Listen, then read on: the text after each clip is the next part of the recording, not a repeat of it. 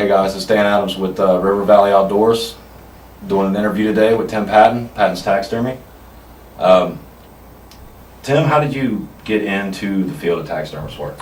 I got into it, I think, like most people do that are in it. They're just interested with animals, and my dad used to do it as a hobby, and I just thought it was really interesting. So, you know, I was about 11, 12 years old, and just always found it fascinating and neat, and just continued to build on it, you know, build my skills and things like that. So Sounds good. So, Yeah. so it's a family, kind of a family thing, following after dad. yeah. That's a lot how the hunting life goes most Yeah. times. Your family hunts, and you kind of follow in the footsteps Right. and go along with that. I know with the rut closing in a couple weeks, we'll be ready to hopefully knock some of these big Ohio whitetail Right. down. Do you have any advice for these guys in the field as far as field care to get it from the field in the best possible shape that they can and get it to you? I know it makes a big difference in the quality of the mount Sure. and the end result. Sure. So I tell people, you know, whenever I get to ask this question from clients that I have currently, you know, I'm going out, you know, what should I do to make sure you get the optimal hide that you can get? I tell people to have a plan of action for when you go out hunting. And what I mean by that is to make sure that you check the weather for that day, because a lot of what the weather is going to do will determine what you need to do after you harvest an animal. So if it's going to be really rainy that day, you know, maybe get some towels so that you can get some of that water off of the animal after it's you know, been harvested and taken out of the woods. If it's going to be hot that day, make sure you know where you can get ice to pack that body cavity full of ice to cool down the animal, because once that animal has been harvested, there's organisms that start attacking the hair follicles, and that causes the hair to, what we call in the taxidermy business, slip. And once it starts to slip, there's not anything you can do to fix it. So and that can really be a bad thing, you know, obviously if you're wanting to get a shoulder mount or anything like that. So have a plan of action, you know, and don't just go into the hunt like, man, I hope I shoot something today. Plan on it as if you are going to shoot something, and know what your next steps are going to be. That's kind of, you know, after you've already, you know, gutted it and everything like that.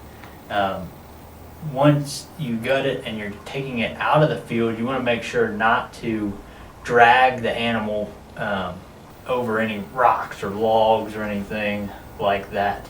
All of that can cause damage to the hide that is really hard, if not impossible, to repair. You see people, you know, tying a rope around the neck to drag it out. You don't want to do that, because that can cause rope burn, and there is nothing you can do to fix that. So I tell people to have either one of those drag sleds with like the big wheels on them, or, you know, heavy duty plastic with some rope, and you could lay the animal on the plastic. Or if you have an ATV or a side-by-side, you know, pick it up and put it onto that ATV or the side-by-side. That way you're not just dragging it through the woods, because that's all bad news for the hide. Right. So. And I know, and taking that point a little farther, is if you do put it on an ATV and you still want to watch for the rope burn, and you don't want to take a ratchet strap and really cinch him down. I mean, obviously you want to make sure he's secure and he's not going to fall. Right. You can break antlers, and you can really mess it up in that regard too.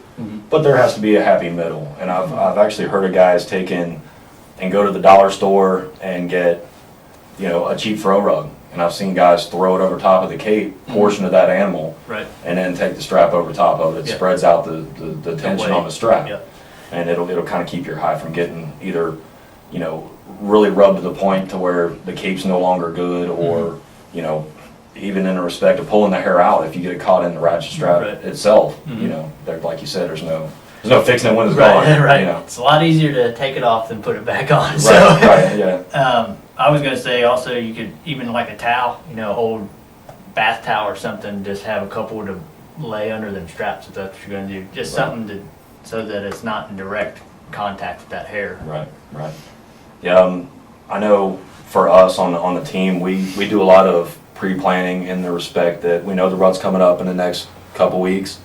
In our trucks, our vehicles, anything that we're going to be taking to the woods, we like to take anything and everything that we think we're going to need to get a trophy animal out of the woods. Sure. If you never take it out of your truck, you're not really out anything. It's just always better to have it there than have to leave your animal in the woods if you are hunting by yourself. Run to a dollar store, come back. You know, the coyotes can get them, the heat can get them if it's warm. So you run into a whole different set of problems as to where a little pre-planning is going to save you a lot of headache down the road. Sure. It's going to save you a lot of headache trying to you know, get this thing presentable. Yeah, headache and money it will save you too, because if a cape's too bad, then you're looking at the cost of getting a new cape, which start off at $100. And you know, if it's a really big deer and you want to get a really big cape, it's going to be more money, you know, $300-400 for a cape. So, I mean, long and short, it's just better to go ahead and make those preparations ahead of the harvest. I mean, we all have that thought, and I think we're kind of we program ourselves to think this way. Is I hope I get one this weekend. I know it's kind of cliche to say this, but you need to prepare that you are going to get one. Right. Worst case scenario, it doesn't happen. Right.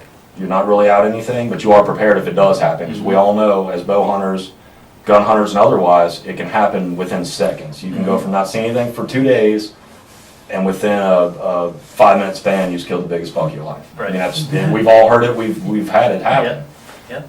It's something that you really need to be ahead of the game on before it happens. Sure. As far as the taxidermist thing goes, you know, you're an award-winning artist.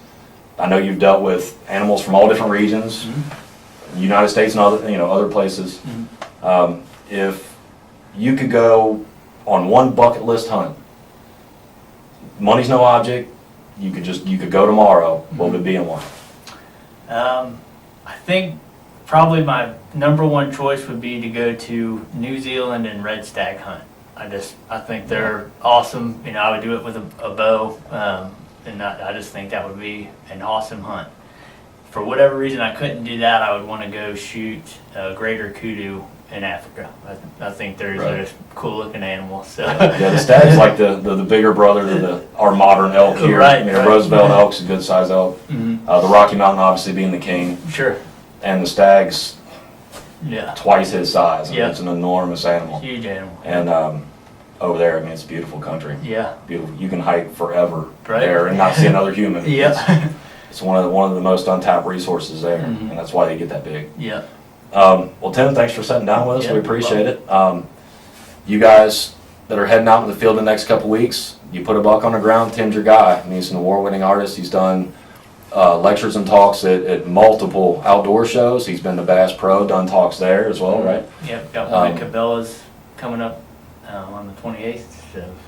And for the guys seeing the video, and I'm also going to put the link in the description for this video, so you guys can actually go directly to Tim's site and anything you need to know. Tim's a real approachable guy. You can call him, and he'll help you get everything squared away and everything done the right way the first time. I know there's some mounts that I've seen friends of mine have that they've had to have redone and different things. Save yourself some headache. Go to somebody that's he's an official scorer. Is that right? For Spar Club International. Yeah. So this guy, he's on point. He's probably, in my mind, one of the best taxidermist artists I've met in a while. And I've been doing this a long time. And so Tim, if they want to get a hold of you other than your website, do you have a phone number, website, address? So you can call or text me at 513-535-9067. My email address is on the website, which is www.pattonstaxidermyshop.com. I also have a business Facebook page and Twitter and Instagram and all that kind of stuff. So, pretty accessible. Yeah, pretty easy to get a hold of. So, one other thing I wanted to throw in about taxidermy is every year people call and say, "How much do you charge?" And I tell them. And I said, well, so-and-so said they'll do it for $200. It's just like anything else. You might pay a little more up front, but you're going to get what you pay for. I guarantee all of my mounts for life. So That's hard to that's beat. standing by a product, Right. So That's hard to beat. That's a lifetime warranty. Yeah. So, yeah, I mean, we met at that expo, the Mount Holly Christian Church Kids Expo, as a matter of fact. Yeah.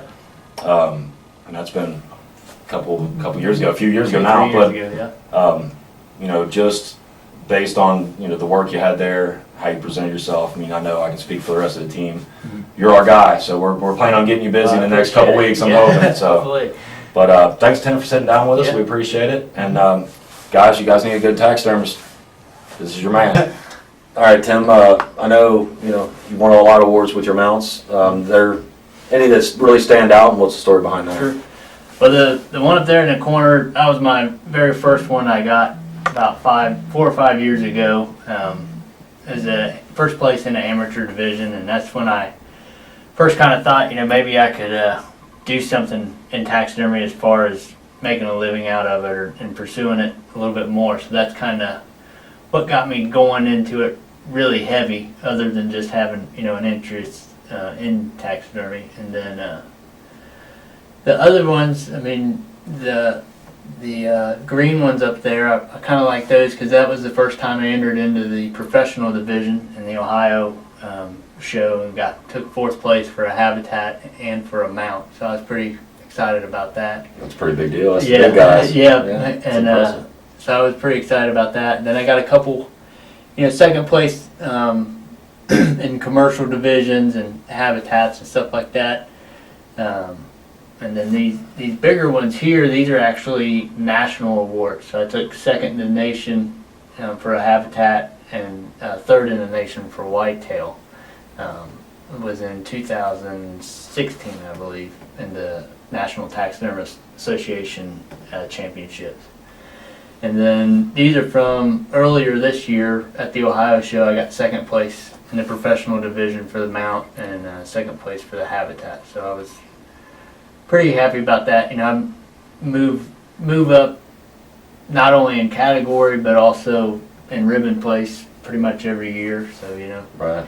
Haven't got that state championship medal yet, but I'm It's trying to head that way. It's on its way. So Yeah. you went from a 1st place in the amateur division to a 2nd place in the pro division within 6 years. Yeah. That's pretty impressive. Yeah. So. You're talking about guys in that class that are 20, 30-year guys. I mean, Right. they've done this a long time. Right. That's impressive. The OTA, what is that? It stands for the Ohio Taxidermy Association. I'm a member of it. You have to be a member to compete in the championship, or in the taxidermy show, I should say. And there used to be 2 professional associations in Ohio, and then they kind of merged and made the OTA, the Ohio Taxidermy Association. So that's what most of those are from, all of them except for The Nationals. those 2 are from Nationals. So, It's awesome. but It's not a bad 6-year run. no, not too bad. Done a lot better than most football teams. I see. Yeah. And they're not all just for whitetail either. I got some for life-size mounts up there. I got some for birds up there. So it's not like I'm specializing just in one thing. Right. Kind of. And you mounted a grizzly bear or a brown bear not Brown long bear, ago, right? yeah. It was actually a remount. The mount had been done for like 20 years. The guy wanted a different pose and all that kind of stuff. So I actually totally disassembled the mount, modified the form, put a new head on it, new mouth cup, new nose. Wow. Basically redid the mount, everything short of tanning the hide again. And mounted it up, made a new base for it, and all that stuff. Now, that's the one with the pictures on your site, correct? I don't know if they're on my they're on your website, Facebook. but they are on the Facebook page. Right. Yeah, I remember seeing that not too awfully long ago. And it turned out really nice. The guy was real happy with it. So Yeah, that's a big animal. I mean, yeah, it was 9.5 feet tall. I mean, I'm 5'11", and in the picture, I mean, you're obviously as tall as I am. Yeah. In the picture, this thing is Towering. like 5 feet taller than that. I mean, this thing is a monster. So. Yeah. And by brown bear standards, he's not exactly a monster. I mean, Right. he's a pretty average bear. Right. Yeah, for a brown bear. That's a big bear. Yeah. Yeah, you don't realize how big. I mean, you hear 9.5 feet, you're like, oh, that's about as high as a basketball hoop, But then when you see the size of their paws, and Right. you know, you're standing next to it, you're like, wow, you Right. know, this could do some A damage. 10-foot tall pole is one Right. thing, you know, a 2,000-pound animal with, Yeah. with teeth and claws Right. is a different thing altogether. Yeah. And I know, as I, you know, I have, they're all getting older now, but I had smaller children when Bass Pro Shop here in Cincinnati had opened. Mhm. A lot of, you know, my guys hadn't seen a lot of the bigger animals. And speaking in taxidermist terms, you see them on TV, you watch the Outdoor Channel, you see hunts, you know, that caribou or that elk, you know, and you kind of get jaded to the fact of just truly how big these animals are. Yeah. I mean, here in Ohio, there are whitetails that go 250 to 300 pounds in certain parts, you know, of this area. And you don't really, you kind of take it for granted when you're used to seeing them that big. You go to Florida, obviously they're 100 pounds, 150 pounds is a big whitetail there. Right. But when I took the kids to the Bass Pro Shop, you know, and they actually got to stand next to a Rocky Mountain elk that's, you know, 1,800 pounds. Or the moose that's 2,000. Right, You know, correct. Yeah, 2,500. and just the scale of this animal versus what you see on TV. I mean, you can realize on TV it's big. It's almost like being an NFL football player. Right. They look really big on TV. They look even bigger in real life. They look really big. Right. Being a taxidermist, I'm sure that kind of was, Yeah. in the beginning Right. of your career, you're kind of like, wow, that's big. Yeah. That's, Yeah, when I first started, I'm like, man, that'd be cool just to be able to mount something like that, you know. And now I usually do a couple of life-size black bears a year. You know, I get calls pretty often about life-size brown bears and things, you know, like that. So it's cool just to know that you're progressing along, and Right, you know, right. And that's a fun. big deal. You know, that's a Yeah. big deal as a hunter. I mean, just speaking for myself, and I think I speak for the guys on the team, is that when you get that buck of a lifetime, or you go on a trip, like, you know, our team's getting ready to go in next September on a bear hunt. When you do harvest your trophy, it means more to you than money or anything else. It means a lot of time in a stand. You know, going when you don't really want to go. It's cold. It's raining. It's not really that enjoyable to do. But there's something that pushes you. So when it does all come together and you end up with that buck of a lifetime, to have enough faith, enough pride in your taxidermist to just take it to them and turn that over to them, right. and say, okay, here it is. You know, it's Bring it a back to big life. thing, right? It's a Yeah. big thing. And I know it carries a lot of responsibility you're in, Right. and I know that's why you go above and beyond. Anyone that I've talked to or mounts that I've seen that you've done, there's always that little extra because you're a hunter and you understand what Right. that's like. You know, Yeah. you want it to look as alive as it looked when you harvested it. Right. And that's the key to this whole thing to begin with. But if you can make it to where it looks like it could move, Right. that's that little bit extra to take it Right. there, you know. I always try to make it look like if you stare at it long enough, he might blink. Right. That's what I'm striving for, you know. And you may never quite get there, but you can get close. Right.